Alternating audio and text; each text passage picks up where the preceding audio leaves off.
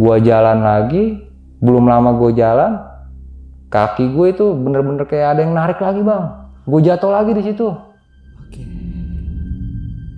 Kaki kanan gue lagi, nggak mungkin dong kalau pada saat itu gue pikir gue kesandung atau gimana. Ini fix ada yang narik.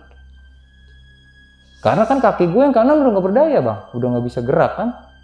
Otomatis pasrah aja kan. Kalau ketarik juga logikanya.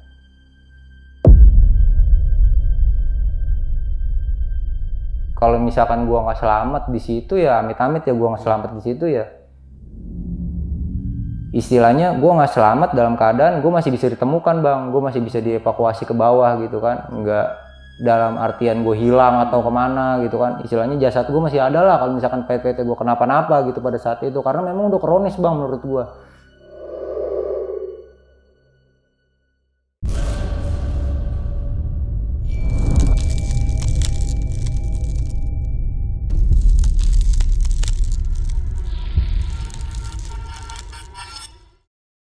Selamat malam Bang Dimas. Ya, selamat malam Bang Mange. Pendakian di Gunung Gede Bang, ini pada tahun 2018. Iya betul Bang. Banyak banget kejanggalan yang dialami pada saat itu Bang. Iya Bang. Dan salah satunya mungkin bisa kita katakan saat ini adalah Rogo Sukmo Bang. Yang dimana jiwa yang keluar dari tubuh manusia itu sendiri. Selain itu juga lu sempat tersesat juga nih Bang, pas arah turun itu ya. Iya betul. Oke, itu banyak banget juga kejanggalan nih Bang pada saat turun itu ya. Iya, dari mulai naik pun udah mulai banyak kejanggalan. Dari mulai naik sampai turun banyak gua kejanggalannya. Cuma banyaknya di pas turun sih, sampai ada gangguan fisik juga. Gangguan fisik Bang. Gangguan fisik. Untuk lebih jelasnya nanti bakalan diceritain aja kali Bang ya. Oke siap Tentang Bang. pendakian lu di Gunung Gede itu pada tahun 2018. Oh, itu epic banget sih pokoknya ya. Oke, namun sebelum kita masuk ke ceritanya, bagi teman-teman semua yang belum subscribe, silahkan di subscribe terlebih dahulu, like, comment, and share. Jangan lupa nyalakan loncengnya agar teman-teman semua nggak ketinggalan video terbaru dari Besok Pagi. Atau bagi teman-teman yang punya cerita horor nih, bisa juga langsung DM aja ke Instagram Besok Pagi. Mau nggak mau, suka nggak suka, bahwa hal gaib itu ada di sekitar kita. Tanpa berlama-lama lagi, langsung aja kita masuk ke ceritanya.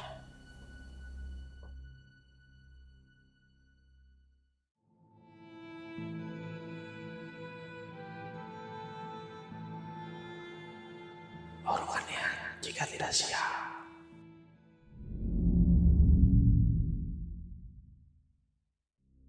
Jadi gini Bang, awalnya tuh di 2018 itu gua ditelepon sama senior gua kebetulan Bang.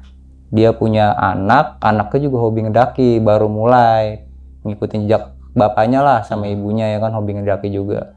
Gua berangkat ke rumahnya buat packing kan, lihat juga apa nih yang mau dibawa ya kan, kebutuhan apa aja.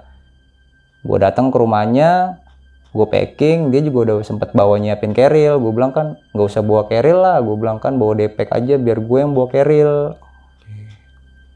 Logistik gue siapin dari situ kan, gue tanya berapa orang yang mau naik. Rencana sih temennya berdua, Uke sama Dendi, dan ada beberapa lagi teman-temannya. Gue nggak tahu siapa namanya Bang ya, karena gue juga di situ nggak terlalu akrab. Yang gue akrab cuma Uke sama Dendi, yang gue kenal sama Galuh. Udah singkat ceritanya gue packing, gue prepare, gue mikirnya tuh ini pasti nanti bakalan gue juga yang bawa tas kan, karena mungkin kan dia pemula Bang. Bakalan gue juga yang bawa tasnya. Jadi ya gue ngalah di perlengkapan gue, kayak sleeping bag gue nggak bawa. Jadi itu juga yang nantinya jadi malapetaka gue di kedepannya tuh. Akhirnya gue packing, semua gue siapin, udah selesai. Singkat ceritanya tuh ada 2 motor datang berboncengan, jadi 4 orang total kan nyamperin. Udah di situ ngobrol-ngobrol sebentar sambil ngerencanain apa aja, ada yang kurang apa enggak, ngecek-ngecek lagi perlengkapan, tenda apa segala macam kan. Udah semua dicek, jalan lah gua.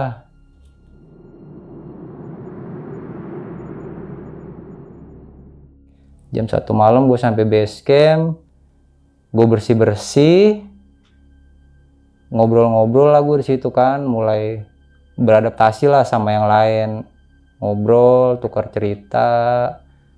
Di situ gue nggak bisa tidur Bang, kondisi gue nggak bisa tidur. Ya udah, yang lain pada istirahat, gue coba merem juga gue nggak bisa merem. Entah kenapa hati gue tuh gelisah gitu kan. Sempet gelisah. Ya udah akhirnya sampai pagi gue nggak tidur. Pagi sarapan, semua sarapan, packing ulang. Setelah packing ulang, dirasa cukup semua ya kan. Beli nasi lah gue di warung buat bekal nanti buat makan siang. Jadi gue nggak masak nasi di situ bang. Jadi nasi gue beli di warung. Udah selesai beli nasi, packing semua. Jam 7 gue mulai start pendakian. Gue jalan di pendakian ini kan. Di sepanjang pendakian sih ya normal-normal aja bang. Sampai ya memang kebanyakan ngeresnya sih pada saat itu gue pribadi sama anak-anak tuh memang nggak pengen capek sih ngomongnya ya. Jadi jalannya selau. Jalan. Pas suatu saat gue lagi ngeres tuh di pos Tanah Merah ya kalau nggak salah ya. Itu tuh ada bisikan suara bang. Bisikan suara. Bisikan suara. Bisikannya tuh turun sekarang. Gue kaget siapa yang ngomong ya kan. Tapi gue berusaha buat nyari tahu suara ini bang. Sampai akhirnya gue ngeliat sosok pria pakai topi caping, baju putih, celana putih. Dia tegas ngeliat ke arah gue sama kawan-kawan gue, ngeliatin aja. Gue bilang ada apa ini ya kan? Cuma gue berpikir positif aja, akamsi sini kali ya kan. Udah nggak gue hiraukan tuh omongan itu karena kan memang ya masih di bawah ya kan. Banyak aktivitas orang-orang situ pada bercocok tanam di atas atau gimana ya kan. Mungkin pikiran gua akamsi situ kali ya kan. Gua hiraukan lah. Gua jalan selesai gua ngebreak itu kan. Gua jalan ke pos 1. Gua ngebreak lagi di situ. Dan muncul lagi suara itu, Bang. Dan sosok bapak-bapak tua itu ada lagi ngeliatin gue lagi. Memang ya mohon maaf ya, di salah satu teman pendakian gue ini ada yang ngebanyol terus bang. Ngebanyol itu ya ngelucu, ngelawak, ngeceng-ngecengin teman-teman yang lain gitu kan. Gue mulai mau negor nggak enak ya kan, karena ya di sini gue tamu bang. Gue diajak gitu kan, ya udahlah gue diem aja, gue coba nenangin diri aja, tapi gue nggak ngomong sama yang lain. Gue sambil gue ngeliatin yang lain, dia ngedenger juga apa enggak, cuma kayaknya sih nggak ada yang ngedenger, gue doang bang. Udah akhirnya di situ selesai gue nyemil, gue ngopi, mulai jalan lagi karena memang udah agak siang juga bang di situnya. Gue pikir mau sampai jam berapa ini. Cuma anak-anak memang pengennya santai karena dia nggak mau kena macet di trek. Tahu sendiri bang kalau di pos 3 itu kan sampai ke Surken jalurnya lumayan macet ya kan. Dia pengennya santai aja di situnya, nggak mau macet gitu kan. Jadi biarinlah orang duluan yang jalan, nanti kita belakangan aja, santai, yang penting sampai. Oh ya udah kalau maunya begitu kan pikiran saya. Akhirnya ya jalan.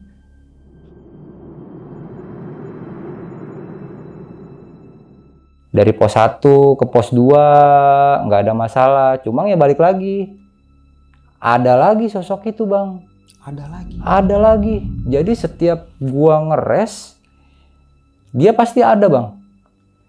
Munculin diri. Tapi sebelum dia munculin diri, dia selalu ngomong.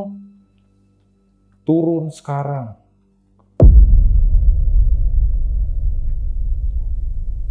Gua di situ mulai, ini bukan halu kan. Cuma gue berusaha lagi, balik lagi buat tenangin diri gue. Sambil gue ngeliat ke yang lain. Ini pada kedenger apa gue doang sih. Cuma ya pada, balik lagi bang, pada cuek. Bener-bener cuma gue doang yang ngedenger. Gue sampai mikir dalam hati gue ya, bertanya, ini ada apa ya?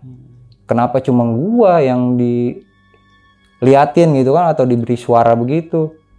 Padahal gue di sini nggak ngapa-ngapain bang. Niat gue baik. Sebelum gue naik melakukan pendakian, gue berdoa, gue izin sama yang punya wilayah ya kan istilahnya. Tapi kenapa gue diganggu begini? Ada apa ini? Ya mungkin itu salah satunya. Bisa gue bilang dari awal gue udah gelisah bang pas malam itu. Tapi bener aja kejadian di trek kan kayak gini. Ya udahlah, gue pikir udah terlanjur kan. Ya udah gue jalan lagi, gue ngelihat yang gue bawa itu kan udah mulai kecapean kan. Gue bilang ya udah kalau emang gak kuat jangan dipaksain, santai aja jalannya, yang penting sampai. Ya udah kata dia gitu kan. Kita jalan itu di pos 3 itu gue sampai bang sekitar jam 2-an, saking santainya. Jam 2 siang gue baru sampai pos 3. Itu lama gue di situ makan, masak, ngopi, bercanda-canda. Ya gue juga mulai menyatu lah, gue ngikut bercanda. Cuma ya nggak sebanyol si A lah, sebut aja bang ya, gue lupa namanya soalnya gue memang karena baru sekali itu naik sama dia. Si A ini nggak lobet-lobet bang, gacor banget kan. Gue bilang gue udah ngeri aja di situ bang. Aduh, jangan yang aneh-aneh kayak nih anak. Gue mikirnya udah ke situ aja bang. Takutnya nih anak aneh-aneh doang kan pikiran gue ke depannya. Ya udah kan, kita lanjut lagi tuh bang. Masak, makan, ngopi. Singkat cerita itu udah selesai, mulai di packing lagi. Nggak terasa tuh waktu udah menunjukkan pukul 4 bang, 4 sore. Saking asiknya ngobrol, bercanda, makan, nggak ngeliat waktu bang. Wah jam 4 baru sampai pos 3, mau sampai jam berapa ini di Surken ya kan. Ya udahlah, mulai tuh mempercepat gerakan. Cuma ya apa daya, pos 3 atau sendiri bang treknya ke pos 4 bener-bener nanjak banget ya kan, nggak ada bonusnya, jarang bonusnya. Ya itu memperlambat lah jadinya kan di situ jalan. Ya namanya walaupun udah kosong juga kan, si Galuh ini nggak bawa apa-apa, tasnya saya yang bawa, cuma kan tetap aja bang dia fisiknya kurang kan, karena memang mungkin naik juga dia dadakan, nggak ada prepare, olahraga juga mungkin jarang kan, kehantem juga fisiknya kan. Jadi ya udah jalan tuh pelan-pelan.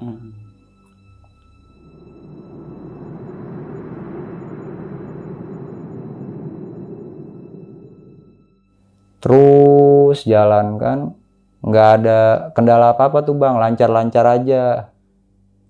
Di suatu ketika gue ngeliat sekelebatan bang. Sekelebatan. Tahu-tahu itu sosok kakek itu lagi bang. Cuma dia nggak ngomong, jalan aja. Cuma jalannya nggak di trek. Jadi kayak dia kan kalau di selesai pos 3 itu udah mulai banyak cabang bang jalan ya. Jadi tuh di trek sebelah jalan, gue ngeliat, cuma dia nggak mau nengok. Udahlah gue diemin aja selama dia nggak ganggu ya kan. Ya gue jalan aja terus, nggak gue hiraukan.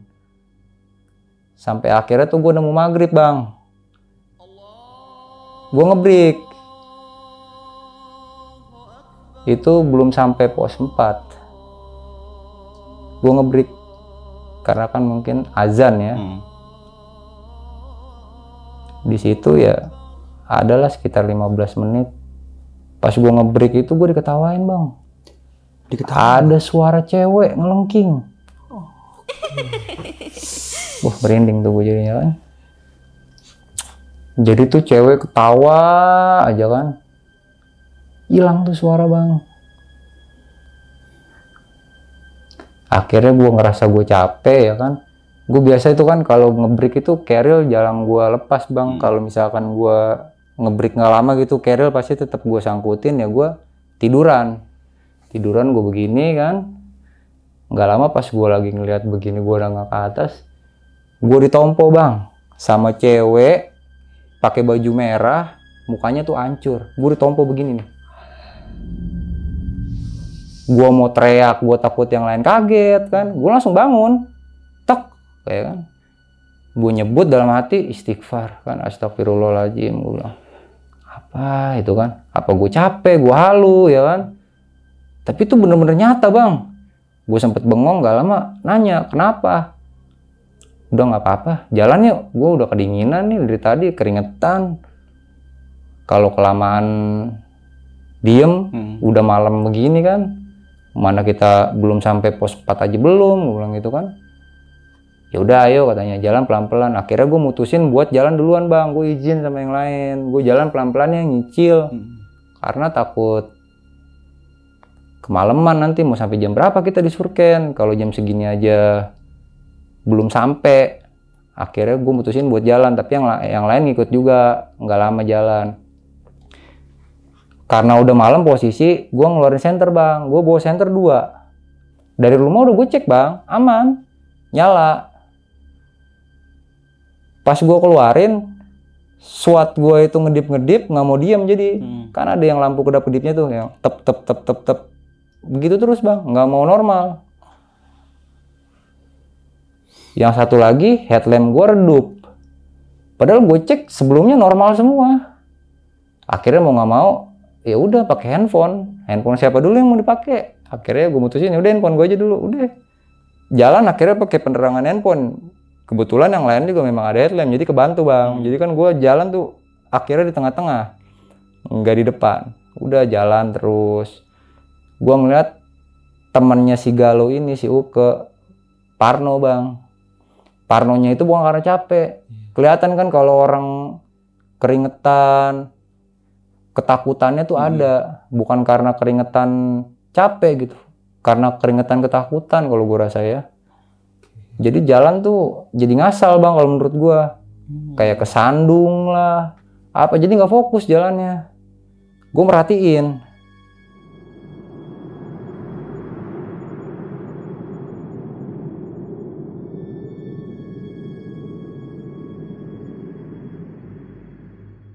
Dan memang di sepanjang jalan gue akuin gangguan itu malah tambah banyak bang. Di malam harinya ini, abis maghrib ini. Gue ngerasa tuh kayak cewek yang tadi nampakin gue pas gue ngeres itu, ngikutin gue bang. Gue ngerasanya. Di sebelah kiri gue kayak ada yang ngikutin, pas gue nengok, nggak ada. Cuma gue memang sesekali ngelihat dia nampakin bang, cuma nggak ngeganggu, nampakin doang. Ya udahlah, masih aman kan. Gue jalan terus. Setiap gue ngeres lagi kan di pos 4 itu sekitar jam 7:30 kalau nggak salah bang. 7:30 malam gue ngeres. Gue nyeduh kopi di situ bang, karena memang kedinginan gue. Gue ngopi dulu di situ, ngangetin badan. Setelah gue ngangetin badan, gue rasa udah enakan, gue lanjut jalan. Karena gue takut kemalaman juga. Gue lanjut jalan. Singkat ceritanya, gue sampailah di Surken bang. Jam 9:30. 9:30 malam? 9:30 malam. Wow. Itu gokil sih kalau gue akuin. Cuma ya mau gimana bang. Keadaan yang gue seperti itu kan. Gue jalan, kan akhirnya kan mau ngecamp di barat bang ya kalau nggak salah ya. Kalau mau arah mau ke puncak tuh barat timur sih bang? Iya. Barat ya? Jalan tuh udah mulai kabut tipis-tipis bang. Anginnya kencang banget. Gue dapet lah tempat ngecamp di situ. Gue diriin tenda di situ. Dan yang ngeselinnya lagi bukannya gue ngehujat atau gimana ya, nggak ada kebersamaannya bang. Padahal tuh gue naik ya, cewek berdua, cowoknya ber-7. Satu orang pun nggak ada yang mau bantuin gue diriin tenda pada saat itu. Sibuk di tendanya masing-masing. Padahal kan ada yang satu tenda itu 3 orang. Minimal 1 orang lah bantuin gue ya kan bang. Ini enggak, gue diriin tenda sendiri. ya udah biarin aja lah, pikiran gue mungkin dia juga udah capek kali, pengen cepet-cepet diriin tenda, pengen istirahat. Gue udah kelar diriin tenda, udah kelar masang flashlight, gue diem bang di depan. Pikiran gue, si Galuh ini bakalan tidur sama si Uke. Karena jujur bang, selama pendakian gue belum pernah namanya tidur sama cewek. Satu tenda sama cewek itu gue belum pernah, baru kali itu gue naik sama perempuan. Jadi gue diem dulu di depan bang, gue nggak masuk tenda. Jadi kan tenda ini kan gue pasangin flashlight itu gue bikin agak nunduk. Jadi tuh gue di bawah flashlight. Akhirnya gue tanya sama si Dendi, karena kan memang tendanya sebelahan sama gue bang. Gue ketok, Den, lu tidur sama Uke? Iya bang, gue sama siapa? Iya sama Galuh katanya. Gue nggak biasa dah, gue bilang gitu kan. Udah nggak apa-apa, gue nggak enak, takutnya si Uke kenapa-napa, soalnya dari tadi kayaknya parno banget di trek, dia juga capek, nggak mau gue tinggal katanya gitu kan. Ya udah akhirnya gue sempet diem bang, gue ngerasa nggak enak juga kan, gue ke dalam. Akhirnya si Galuh keluar, bang masuk ke dalam katanya, di luar dingin. Ya udah akhirnya gue masuk bang ke dalam. Oh ya udah gue masuk ya ke dalam.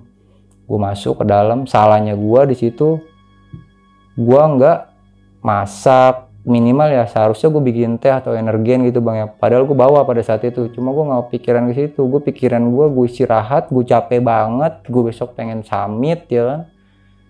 Akhirnya gue mutusin gue buat tidur. Di situ gue nggak bisa tidur bang. SB gue kan dia yang pakai, sarung tangan dia pakai. Gue cuma pakai kemeja, kaos, sama celana doang. Nggak pakai apa-apa lagi. Gue juga biasa antisipasi, biasanya bawa sarung. Cuma gue lupa nggak bawa sarung. Biasanya kalau pakai sarung tuh agak anget bang, kalau di gunung itu enak. Cuma saat itu gue nggak bawa, lupa. Akhirnya udah gue menggigil, gue ngerasa kedinginan, gue mau minta tolong, gue nggak enak, gue ngeliat dia udah tidur. Posisinya mungkin karena capek juga kali ya, seharian di trek. Dia tidur, gue menggigil hebat. Kaki gue kaku, tangan gue kaku, mulut gue kaku, bibir gue kaku. Buat ngomong pun gue udah nggak bisa di situ bang. Gue bingung, gue mau minta tolong sama siapa. Gue bilang gue bangunin gak mungkin, tapi gue memang udah nggak bisa ngapa-ngapain di situ bang. Badan gue udah benar-benar kaku. Ya mungkin di situ efek dari gue ngeremehin alam kali bang ya. Karena gue mikirnya pendakian gue pertama, gue tidur di bivak aja di vegetasi yang sama, gue aman. Makanya gue bilang sleeping bag nggak gue pakai, gue kasih dia, aman-aman aja kali kan. Tahu-taunya malah jadi bencana buat gue bang. Pada saat itu dinginnya benar-benar dahsyat, gue akuin. Sampai akhirnya tuh gue ada di titik halu bang. Gue udah nggak sadar. Kalau menurut yang ceritanya nanti bang ya, pas gue bangun, di situ tuh gue udah benar-benar kerasa nggak sadar. Gue ada di titik nggak sadar. Gue ada di suatu tempat, hutan yang lebat, vegetasinya rapet. Gue diketawain sama sosok perempuan, nggak berhenti-berhenti. Gue bener-bener sampai ketakutan. Gue nyari jalan, gue nyari orang, nggak ada orang sama sekali bang. Bener-bener sepi, gue doang di situ keadaan. Sampai seketika tuh gue ngeliat dari jauh tuh ada kayak kain putih ya. Karena memang jauh gitu bang, gelap ya, gue nggak merhatiin banget gitu kan, nggak jelas banget gambarnya itu kan, sosoknya itu. Lama-lama ngedeket bang. Terus ketawain gue. Mungkin karena gue ngerasa ketakutan kali ya, dia ketawa makin ngakak, makin seneng. Ngedeket. Di saat itu sosok papa tua itu muncul lagi bang. Dan seketika bayangan putih itu hilang. Dan gak lama gue sadar, gue bangun, gue itu udah 7:30 pagi baru sadar. Gue tidur itu sekitar jam 11 malam. Yang seharusnya gue summit sampai gue gak summit. Gue bangun, Gue disuruh makan mie kalau nggak salah waktu itu. Gue makan pelan-pelan, nggak lama gue udah enakan. Gue nanya sama si Galuh ini, gue semalam kenapa? Semalam nggak bisa gerak sama sekali, diem aja. Dipanggilin juga nggak mau ngerespon, sampai dipangku, diginin bang ya, maksudnya di apa sih namanya? Dipapah ya. Itu tuh gue cuma nangis ya bang, gue netesin air mata. Cuma gue nggak ngerespon omongannya dia, dipanggil-panggil, gue nggak ngerespon. Cuma ya gue nangis aja. Itu dia sampai bingung bang. Mungkin karena dia pertama kali ya, naik gunung nggak ngerti mesti ngapain bang. Akhirnya dia ke tenda sebelah manggil temennya. Dia bilang begitu kan. Tapi temennya nggak bangun. Katanya. Udah akhirnya dia berusaha nenangin gua. Akhirnya tuh SB dibagi dua katanya bang. Kan SB gua kan bisa dibikin kayak sarung gitu bang, digelar. Kayak selimut. Akhirnya sama dia digelar. Coba buat ngangetin gua.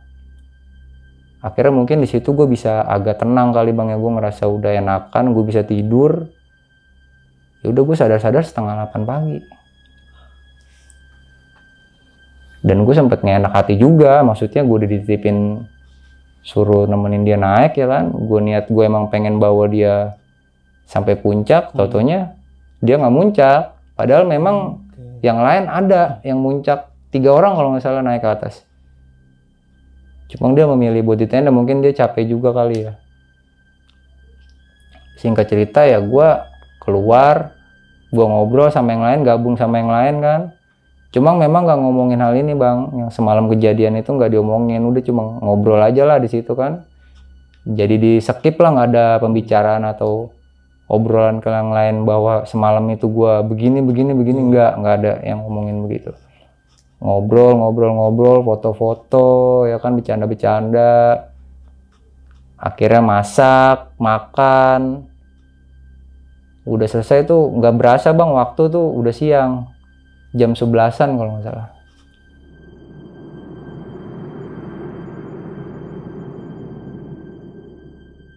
Gue packing, gue selesai. Teman-teman gue yang lain masih nyantai aja, karena mungkin pikiran mereka besok nggak ngapa-ngapain kali, nggak ada aktivitas kan ya, karena mungkin kan mereka masih pada kuliah atau nggak ada kesibukan kerja lah pada saat itu kayaknya mereka itu ya, jadi santai lah. Jam 12 gue mulai jalan bang, turun sampai di timur, Surken Timur tuh foto-foto lagi, foto-foto, rehat kan di situ sebentar, ngerokok. Itu masih aman-aman aja bang, nggak ada kejadian-kejadian aneh ya, menurut gue udah cukup semalam doang itu kejadian anehnya. Sama dari mulai gue trek sampai malam itulah kejadian-kejadian anehnya. Selama dari pagi sampai pengen turun pun nggak ada kejadian apa-apa, aman-aman aja menurut gue. Ngopi lah di situ kan, pada ngopi lagi kan, masih ada sisa kopi kan, ngopi di situ kan. Udah selesai, yang lain pada foto-foto, dokumentasi. Akhirnya gue memutuskan buat turun bang. Sekitar jam 1 lah itu gue mulai turun dari Surken itu kan. Gue turun, ya kayak awal lagi bang, leha-leha. Jadi nggak mikirin, bener-bener nggak memanajemen waktu gitu. Mau sampai jam berapa cuek, yang penting gue sampai ke bawah. Nggak mikirin gue sampai jam berapa. Ngeres lagi. Dan lagi-lagi bapak tua itu muncul. Cuma dia nggak ngomong. Kali itu dia nggak ngomong. Cuma ngeliatin doang bang. Gua ngeliat dia lagi. Udahlah. Gue nunduk bang. Pas gua ngeliat ke arahnya lagi udah nggak ada. Hilang. Ya udahlah, gue pikir dia emang cuma mau nampakin kali. Yang penting dalam hati gua, dia ngeganggu gua lah, ya kan. Udah, gue jalan sampailah gue di pos 4 itu sekitar jam 3 kayaknya bang. Jam 3 sore. sama gue ngopi lagi di situ. Karena memang gue nggak ngerti di pendakian itu gimana ya. Banyak banget ngeresnya bang. Ya gue mau turun sendiri kan gak enak karena pikiran gue naik bareng. Soalnya gue punya prinsip naik bareng turun bareng bang. Kecuali memang benar-benar urgent ya, ada yang harus dievakuasi atau apa yang nggak memungkinkan dia harus bareng turun ya, mau nggak mau harus turun duluan ya. Nggak jadi masalah menurut gue.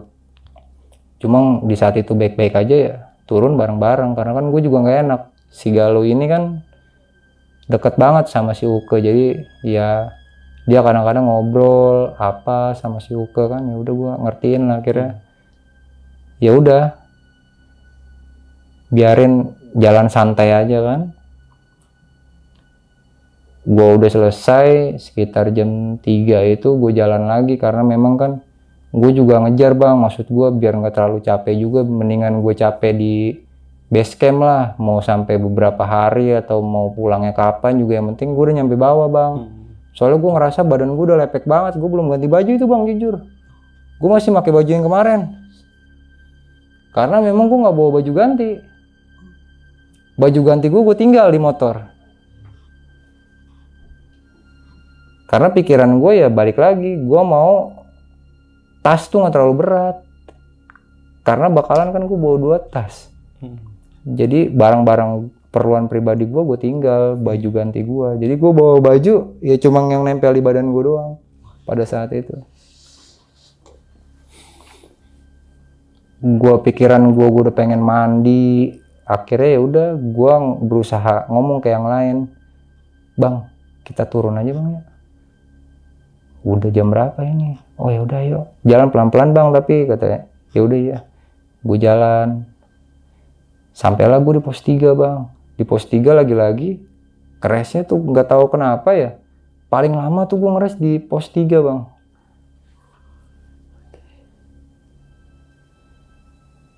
Itu sampai ketemu maghrib gue di pos 3. Wow. Gue maghrib di pos 3. Selesai maghrib gue putusin, ayo kita jalan. Akhirnya gue jalan.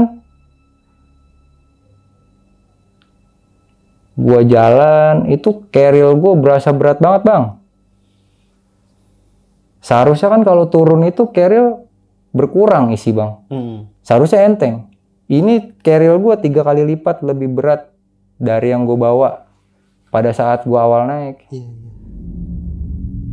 Gue udah nggak kuat di situ kan, gue bilang perasaan baju gue doang yang basah. Semalam hujan enggak ya kan. Tahu-tahu kok keril jadi berat gini. Akhirnya gue minta buat gue berhenti.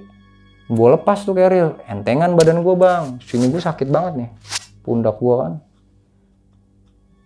Akhirnya gue paksa lagi, gue pakai.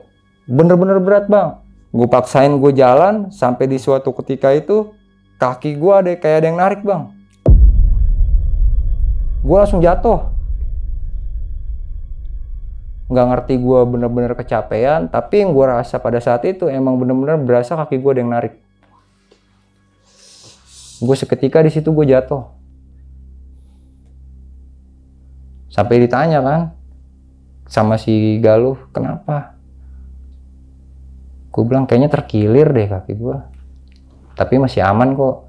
Terus di situ baru ada salah satu dari kawan gue bilang, bang sini tasnya gue yang bawa aja, udah lo kosongan aja katanya. Yang benar gue bilang, iya aman. Tapi gue kaget bang, pas gue ngeliat dia bawa tas gue tuh enjoy aja. Padahal gue ngerasain itu tas gue berat banget pada saat itu. Gue nggak ngerti itu halusinasi gue karena kecapean udah nggak kuat jalan ya. Tapi pada saat itu gue jalan memang kondisi gue aman, pundak gue udah nggak berasa pegel gitu. Cuma kaki gue jalan nyeret bang. Dari pos 3 gue jalan nyeret. Sampai akhirnya di situ gue sempet tersesat bang.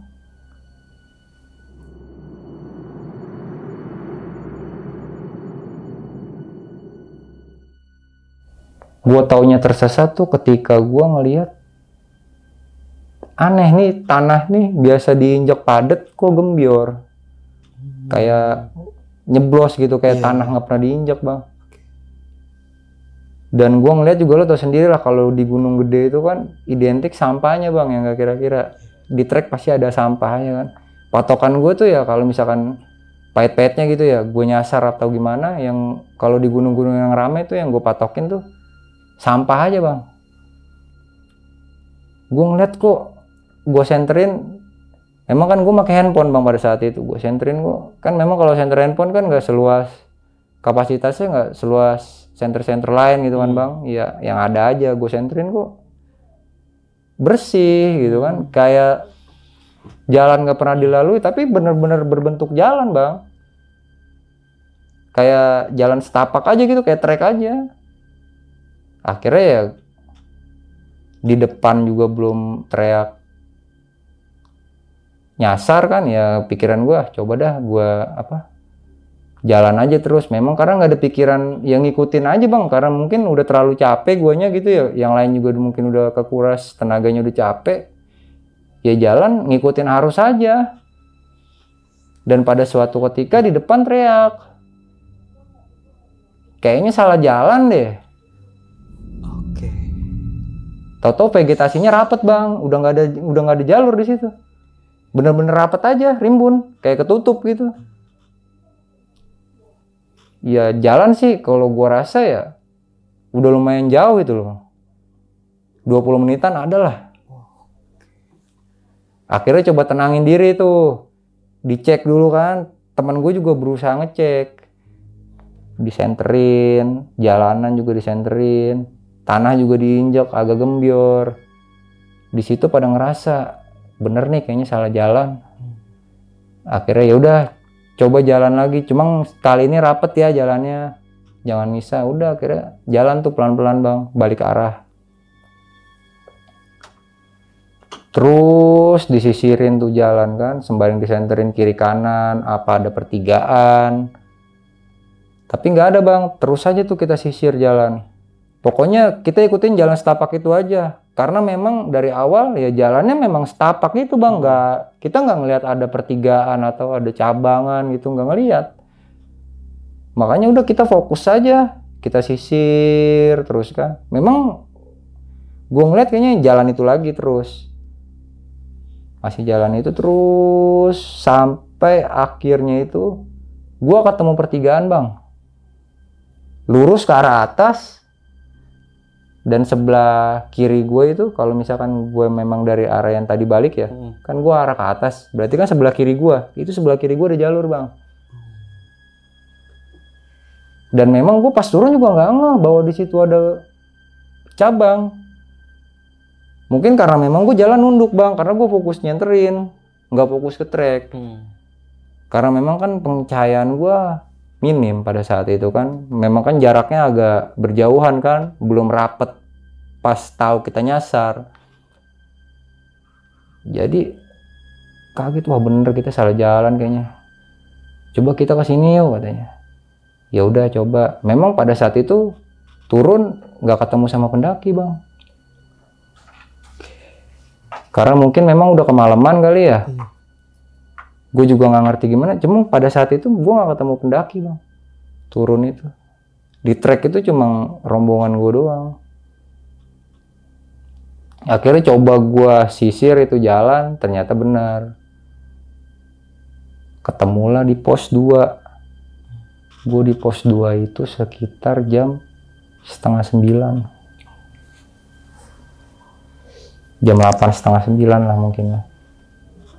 Gue pokoknya udah nggak ngelihat jam lagi pada saat itu, perkiraan jam 8:30, jam 8, jam 8:30. Akhirnya gue ngeres lah sebentar, gue ngurut kaki kan, ada kayak fresh care ya, gue pakein fresh care kan. Gue lihat, gue senterin kaki gue, nggak apa-apa, cuma berasa berat aja buat diangkat gitu bang. Jadi kayak gue jalan tuh sepanjang jalan kayak agak nyeret, pincang nyeret gitu kan, nggak kuat dibawa napak, sampai gue berpegangan sama trekking pole aja. Udah gue cek kaki nggak kenapa-napa, gue ngerasa udah enakan, gue jalan lagi bang. Gue jalan lagi, belum lama gue jalan, kaki gue itu bener-bener kayak ada yang narik lagi bang. Gue jatuh lagi di situ. Oke. Kaki kanan gue lagi, nggak mungkin dong kalau pada saat itu gue pikir gue kesandung atau gimana, ini fix ada yang narik. Karena kan kaki gue yang kanan udah nggak berdaya bang, udah nggak bisa gerak kan, otomatis pasrah aja kan, kalau ketarik juga logikanya. Nggak mungkin gue tiba-tiba jatuh kedubrak, sedangkan memang kaki gue yang kanan udah nggak bisa buat napak. Bener-bener ada yang narik itu bang. Cuma pas gue nengok, gue senterin, nggak ada apa-apa bang. Nggak lama gue jatuh, gue coba duduk, gue denger suara bang. Gue diketawain sama perempuan. Dan dia nampakin diri. Itu lagi yang gangguin gue, yang pas pertama kali gue mau naik, yang pas habis maghrib. Si cewek pakai baju merah yang mukanya hancur. Oke. Ketawa seneng banget bang. Di ranting pohon, dia duduk sambil goyang-goyangin kaki begini ngetawain gue. Pas gue jatuh kedua kalinya kan, gue bilang astagfirullahaladzim, dalam hati gue salah apa sih ini, gue bilang kan. Padahal temen gue udah nggak ada yang ngebanyol sama sekali di situ bang. Si A pun yang tadinya gacornya kayak apa, ya pas turun aja udah bener-bener nggak ada bercandaannya, udah senyap aja, semua tuh udah kelihatan capek. Si Uke pun mukanya udah lelah campur takut ya kan, gue nggak tahu apa yang dia lihat ya kan, memang karena nggak ada yang ngomong bang di situ. Gue ngeliat apa nggak tahu, gue pribadi pun ngeliat apa tuh gue nggak ngomong, dipendem aja, sama-sama dipendem. Dan akhirnya tuh singkat cerita gue sampai di Tanah Merah, di pos Tanah Merah itu sekitar jam 9:30 bang. Jadi sama aja tuh pendakian kayak pas gue naik kan gue sampai Surken jam 10. Iya. Itu gue sampai pos Tanah Merah jam 9:30 pas turun. Bisa dibayangin kan, turun gue sekitar jam 12. Kelar packing gue mulai turun sampai jam 9:30 malam. Kalau menurut gue sih itu udah nggak normal bang. Sesantai-santainya orang ya naik gunung, turun gunung seperti itu, menurut gue udah nggak logis sih kalau gue pribadi gitu ya. Cuma ya mau gimana lagi, udah terlanjur terjadi gitu kan. Iya, gue nikmatin aja apa yang terjadi pada saat itu kan. Akhirnya gue di Tanah Merah, gue ngeres, gue ngerokok sebatang ya kan. Kelar gue ngerokok, gue lanjut jalan lagi bang. Pikiran gue base camp udah deket nih. Gue jalan sampai pos sampah, berhenti lagi jam 10 pas. Gue ngeliat jam 10 pas sampai pos sampah itu. Gue buangin sampah, gue buka sepatu, gue cuci kaki gue cuci badan gue kan. Gue pokoknya kayak mandi deh bang, setengah mandi di situ karena memang udah keringetan bang. Kan ada kamar mandi di situ kan. Udah enakan, gue ngerasa badan gue udah nggak lengket. Gue memutuskan tuh buat jalan sendiri bang. Dari pos sampah itu kan, yang lain masih pada rehat. Gue mikir kan, deket lagi ke base camp ya kan, dikit lagi. Akhirnya gue jalan, gue izin, gue bilang gue duluan ya. Gue nyicil, gue bilang base camp juga udah deket. Gue lebih baik rehat di base camp deh, biar kata lama juga. Akhirnya gue jalan tanpa penerangan tuh bang di situ, karena kan penerangan waktu itu kan gue pakai handphonenya si Galuh, karena handphone gue udah mati total buat di malam pertama kan pas naik. Akhirnya gue jalan gelap-gelapan ya, gue ngeraba jalan aja bang. Di situ kan juga gue bawa trekking pole, gue jalan nyusurin jalan. Pas gue udah sampai pertengahan itu gue kesandung bang. Gue tersungkur jatuh tuh ke sebelah kiri kan, legok. Dan di saat itu gue diketawain bang sama sosok perempuan. Dia ketawa cekikikan, bener-bener girang ngetawain gue. Di situ tuh gue sampai nyebut dalam hati, anjing, gue salah apa sih ya kan? Sampai segininya gue ngalamin gangguan. Sampai ada kontak fisik gitu kan bang. Kalau emang gue punya salah ya gue minta maaf. Ini udah mau turun. Tolong jangan ganggu gue. Maafin gue atau kawan-kawan gue yang punya salah. Tolong jangan diganggu. Dan gak lama seketika teman-teman gue nyamperin bang. Dan sosok ketawa itu hilang. Si Galuh nanya, kenapa? Gue bilang, kaki gue terkilir tadi, makanya gue berhenti dulu. Akhirnya sama dia diolesin fresh care. Gue pikir udah agak enakan, ya udah gue lanjut jalan di situ. Udah mulai bareng lagi gue jalan bang, sampai bawah, sampai pos registrasi tuh. Gue duduk, rehat, ada yang nanya kan, malam banget turunnya. Iya, tadi keenakan di atas santai. Dan di situ nggak tahu kenapa, gue pengennya ngelihat ke arah atas bang, ke arah trek. Nah di situ tuh gue ngelihat sosok bapak tua itu tersenyum bang. Yang di awal-awal dia masang muka ketus, tegas ke gue tuh, nggak tahu kenapa tuh dia tersenyum ngeliat gue, ngeliat ke arah rombongan gue. Dia tersenyum, gue juga ngeliatin aja. Singkat cerita, teman-teman gue ngajak, ayo udah selesai kita ke base camp. Pas gue nengok lagi dia udah nggak ada. Akhirnya gue ke base camp, bersih-bersih, pesan makan, karena memang lapar juga bang, dingin juga kan. Gue pesan makan, gue makan di situ bareng-bareng. Selesai makan, si Uke ini nyeretuk. Dari kemarin ngeliat sosok perempuan katanya. Cuma di skip sama cowoknya. Udah nggak usah dibahas katanya. Dalam pikiran gue, apa itu sosok yang sama yang gue lihat juga. Karena jujur pas di trek itu, pas awal pendakian trek malam itu dia udah mulai parno bang, mukanya beda.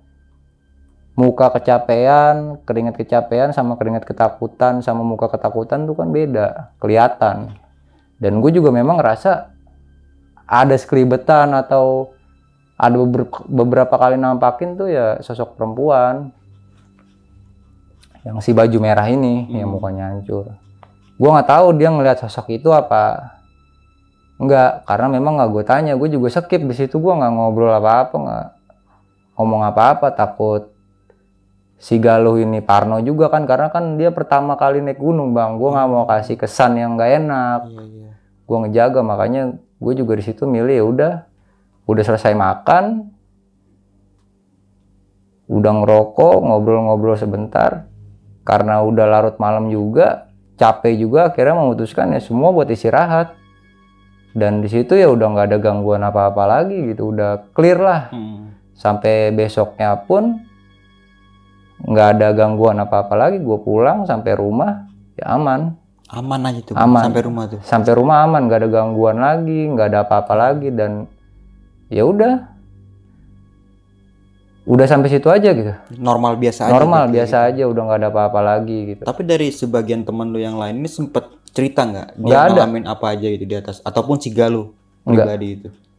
Yang ngomong tuh cuma si Uko doang. Cuma doang. Iya, dia juga kan langsung di-skip omongannya sama cowoknya. Nggak dilanjutin. Udah nggak usah dibahas katanya. Berarti si Uke ini sempat ngeliat sosok yang perempuan baju merah juga? Iya.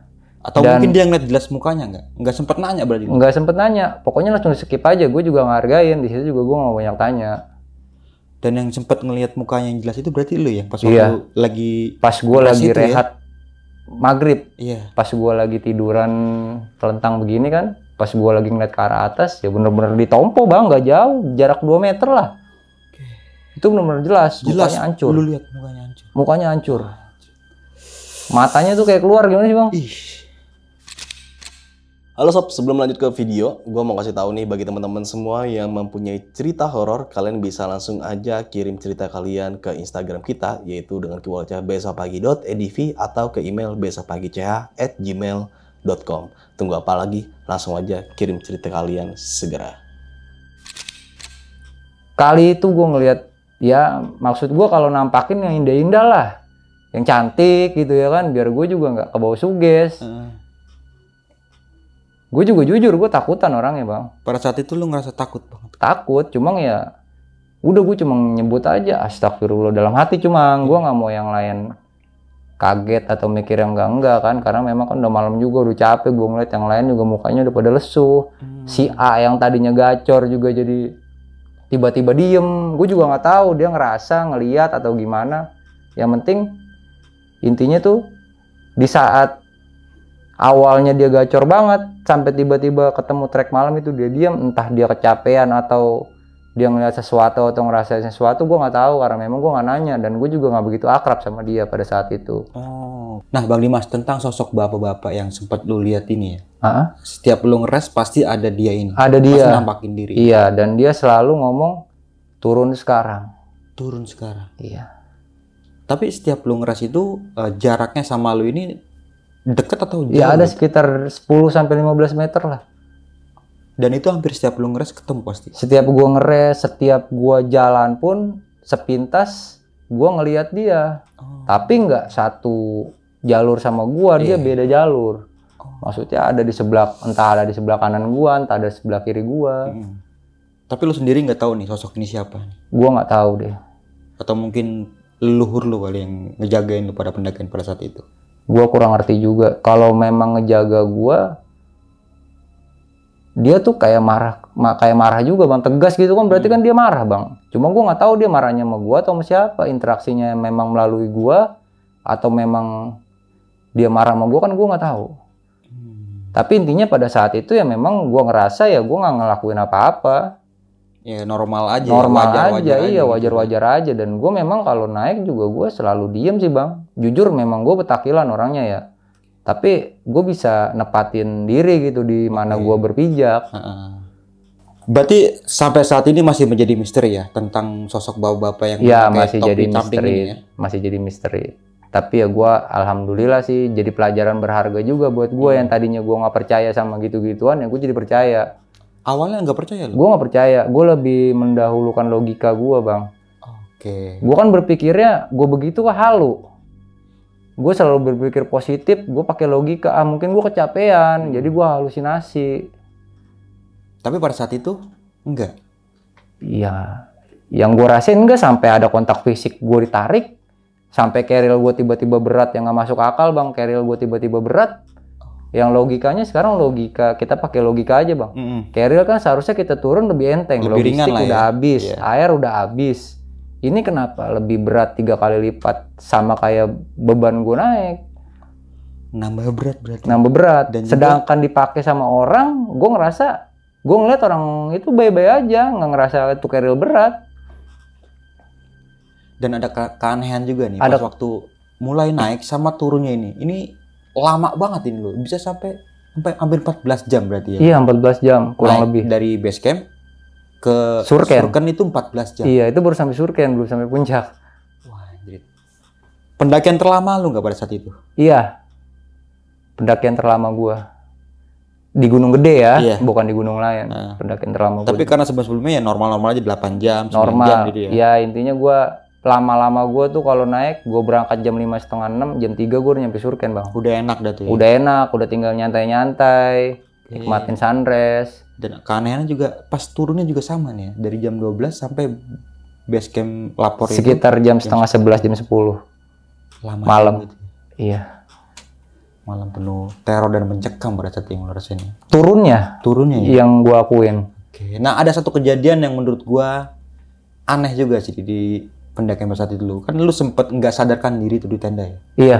Nah menurut temen yang samping lu ini, lu udah keluarin air mata itu? Keluarin air mata bang, karena memang pas gua masih sadar itu gua ngerasa gua mau minta tolong udah nggak bisa bang. Udah nggak bisa gerak sama sekali? Iya, di saat gua masih bisa gerak gua mau minta tolong tuh canggung, karena gua ngelihat dia istirahat udah lumayan pulas, gua nggak mau ngeganggu. Jadi gua mutusin buat gua berusaha buat tenangin diri, tapi lama kelamaan tuh gua makin menggigil. Berarti karena faktor kedinginan aja ya? Kedinginan, mungkin karena memang kan baju yang gue pakai itu basah bang, kan Basah, gue dan nggak juga ganti. SB yang punya lu kasih ke temen lu juga nih. Iya, gue kasih ke si Galuh karena memang kan buat ngeringanin beban gue pas naik bang. Jadi gue nggak mau bawa barang terlalu banyak. Niat mau santai malah dapat yang kayak gini. Iya, itulah. Tapi lu pas sudah sadar ini gimana tuh perasaan lu? Lega nggak tuh pas pagi itu? Ya lega bang. Di situ sih gue udah pasrah aja bang ya, kalau misalkan gue nggak selamat di situ ya amit-amit ya gue nggak selamat di situ ya. Istilahnya gue nggak selamat dalam keadaan gue masih bisa ditemukan bang, gue masih bisa dievakuasi ke bawah gitu kan, nggak dalam artian gue hilang atau kemana gitu kan. Istilahnya jasad gue masih ada lah kalau misalkan PT gue kenapa-napa gitu pada saat itu, karena memang udah kronis bang menurut gue. Apa yang lu rasain pada saat itu? Bener-bener gak bisa gerak, dingin, buat ngomong pun gue udah nggak bisa, mulut bener-bener udah kekunci, bibir aja udah nggak bisa mangap bang, udah nggak bisa gerak, bener-bener udah kaku aja. Udah di situ gue udah bener-bener nggak sadarin diri. Dan sadar-sadar lu ada di sebuah hutan. Iya, dengan vegetasi yang lebat, gelap, nggak ada orang sama sekali. Gue teriak-teriak pun nggak ada yang nolongin. Malah ada sosok perempuan yang bener-bener suara ketawa sih, bukan sosok awalnya ya, yang bener-bener ngetawain gue gembira banget gitu kan, sampai akhirnya nongol sosok bayangan putih yang lama-lama mendekat, dan gak lama ada sosok bapak-bapak itu, dan sosok bayangan putih ini menghilang. Pendakian pada saat itu kan lu sempat tersesat tuh bang pas turun ya. Iya. Nah lu nyangka nggak sih kalau bakalan bisa tersesat kayak gitu? Awalnya sih gue nggak nyangka bang ya, sampai gue alamin sendiri. Oke. Jadi tuh gue nyadarnya gue tersesat itu pas temen gue depan itu bilang, "Weh, bukan jalur." Oh.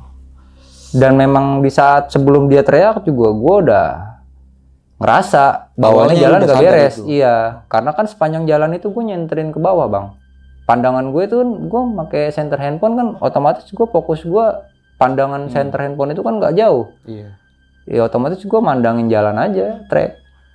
Yang ngikutin yang depan aja berarti ya? Iya, ngikutin depannya, tapi gue tetap kontrol jalur. Oke. Dan di jalur itu pun gue injek tuh tanah gembior. Kayak ambles gitu. Kayak amblas. Dan gunung itu kan tahu sendiri, kalau gede itu kan identik dengan sampah bang. Rame. Dan itu nggak ada sampah kayak puntung rokok, permen, coki-coki kah, nggak ada. Bersih. Bersih. Kayak jalan nggak pernah dilaluin. Nggak lama kemudian ya udah gue tetaplah optimis kan, ngikutin jalan yang selama depan masih aman kan. Pikiran gue pas depan udah ngomong teriak, "Woi, bukan jalur." Ya udah sempat berhenti sejenak, mutusin buat balik lagi. Dan gue balik lagi, coba gue sisirin terus, lihat kiri kanan memang gak ada pertigaan, terus aja gue sisirin. Dan ternyata itu keputusan yang sangat tepat ya bang? Iya. Nggak sempat lu terobos ke bawah lagi? Nggak sempat gue terobos ke bawah, gue juga nggak sempat nerobos kiri kanan. Fokus gue udah lurus aja ngikutin jalan setapak itu lagi, karena awalnya gue nginjek jalan setapak itu. Dan akhirnya gue ketemu di percabangan atas, mungkin ke jalur atas, dan sebelah kiri gue ada jalan. Gue coba jalur itu. Dan ternyata benar tuh. Dan ternyata benar, ketemu pos 2. Nah, mungkin gak sih bang, dari semua kejadian yang lo alami pada saat itu ya, ini semua ulah teman lu yang tadi lu sempat bilang gacor itu? Iya, bisa jadi seperti itu juga sih bang. Jadi penghuni Gunung Gede ini nggak suka kebisingan, dia ngerasa keberisikan ya kan. Akhirnya ya dia ganggu kita. Oke, dan padahal pada saat itu lu nggak ngapa-ngapain bang. Kok lu yang kena gitu? Gue nggak ngapa-ngapain bang. Ya mungkin ya perantaranya karena bisa dibilang gue memang agak sedikit peka bang kalau masalah itu bang. Mungkin dia berinteraksinya lewat gue. Iya, karena mungkin dia itu bisa ngeliat lu, wah ini orang bisa ini nih ya. Iya mungkin. Makanya lu yang dicecer terus tuh ya. Iya. Oke, nih Bang Dimas, sebelum mengakhiri video kali ini mungkin Bang Dimas punya pesan-pesan nih, apa yang mau disampaikan tentang pendakiannya pada malam kali ini buat teman-teman semua yang mendengarkan. Ya kalau gue pribadi sih buat sahabat besok pagi ya, Iya. gue cuma sekedar ngasih saran kalau misalkan mau ngedaki itu ya di-preparein lah alat-alatnya, apa aja yang kita butuhin. Karena jujur, gue pribadi tuh ngentengin. Awalnya tuh tak kabur. Iya. Gue nggak bawa SB, gue nggak pakai SB ya kan. Aman lah pikiran gue, karena di pendakian gue sebelumnya ya dengan vegetasi yang sama, dengan ketinggian yang sama, gue pakai bivak aja aman, nggak pakai sleeping bag. Pernah kejadian itu pada saat itu, dan aman, nggak ada apa-apa. Dan kita kan nggak bisa memprediksi alam. Di situ ya gue terus terang ya, gue sempet ngeremehin alam lah. Mungkin alam murka sama gue ya kan. Akhirnya terjadilah hal yang nggak diinginkan. Pas gue di atas kan gue kedinginan hebat. Oke. Dan jadikan pelajaran aja Bang ya. Iya, Semoga dijadikan teman-teman semua pelajaran. nggak ikutin cara lo naik gunung gitu. Iya, Oke. lebih prepare lah intinya. Tetap diambil sisi positifnya dalam cerita pada malam kali ini dan buang-buang jauh buruknya. Oke, mungkin itu aja nih. Kurang lebihnya mohon maaf dari gue Bang Mange. Sampai jumpa di video-video selanjutnya. Wassalamualaikum warahmatullahi wabarakatuh. Waalaikumsalam.